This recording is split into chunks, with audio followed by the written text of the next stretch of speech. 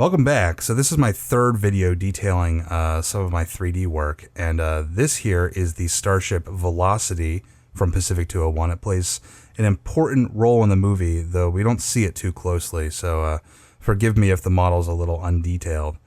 So let's dive right in.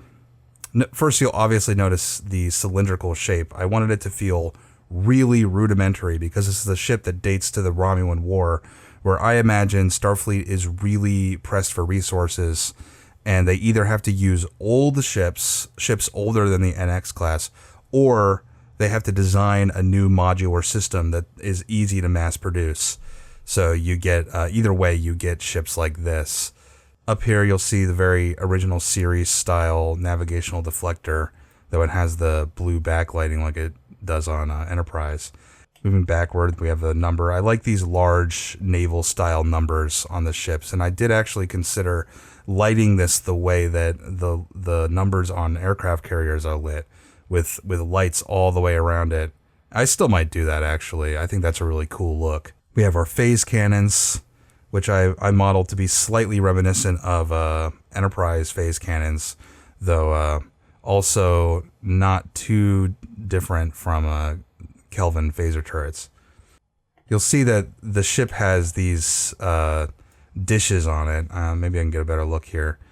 There's a dish here. There's a little one here. There's one here and here. I really wanted to, cover the ship with sensors and communication antennas. And this is supposed to be a patrol ship, and I kind of wanted to add some elements of, listening and watching. Good chance to check out the Torpedo Bay. These are torpedo launchers, and I did have in mind that the middle here would contain we might have a spool of long-range hyperatomic missiles that would come down and fire out. Still, I think that might be a little close to the torpedo tubes. Let's move up here. Take a look at the warp nacelles, which are very NX style.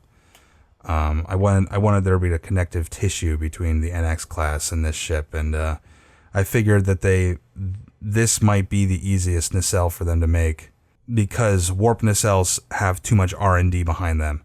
So even though there might be a cheaper way to make them, it would take too much time and energy and materials to design a new warp nacelle that was cheaper yet competitive. So they just basically maybe cut a little bit of the fat off of the NX nacelles, and this is what we get. And the impulse engines are very rudimentary as well. I wanted them to evoke rocket boosters, though I did add some detailing here to make them a little more futuristic looking, but they're styled like rocket engines. So let me orient this vertically, and I'll tell you something interesting here. The decks on this ship are oriented like tower style vertically. So you see the window rows go like this because the decks are like this. Not like this as is traditional on Star Trek ships. So the head is pointed toward the front of the ship and the feet are pointed towards the back of the ship. And you can get a decent idea for scale. I mean, there's windows which help. I didn't want a lot of windows though because it's a warship. You're not looking out for fun. The airlock here is a good sense of scale. Somebody can stand here, so you can see like this area between these lines is kind of like one full deck with equipment and space for people, which only leaves maybe 4 decks per module. So we probably have less than 12 decks on this ship. And they're very narrow, circular floor plan decks. Not a spacious ship in the slightest. Nobody has their own quarters. I added a lot of these ridgy elements, which I imagine are thermal control. There's ridges here, there's ridges here, there's ridges here, there's ridges here and here. Very rudimentary ways to deal with heat in space.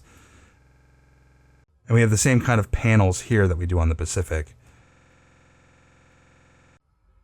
So that's the Velocity primitive warship from an era gone by that still has a vital role to play in the Pacific 201 story. I hope you liked it. If you guys like my work, you like my videos, check me out on Patreon. You can support me on a monthly basis.